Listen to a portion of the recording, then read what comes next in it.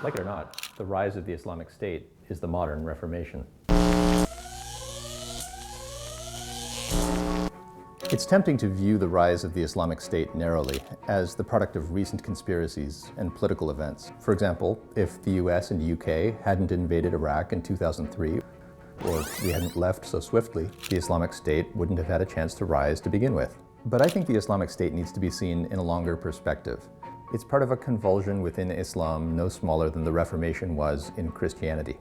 When historians write about what happened, they won't see it as a narrow local movement, but as a global intellectual movement that remade the Muslim world.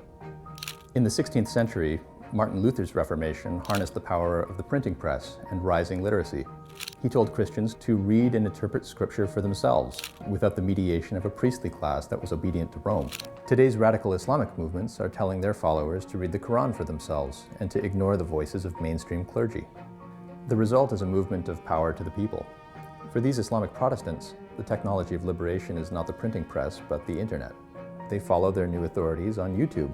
These new authorities are less, not more, inclined to live harmoniously in the modern world. And this isn't new.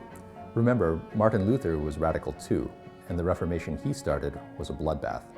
Many have called for a reformation in Islam, hoping to make it more compatible with Western norms. But these calls are at least a decade too late.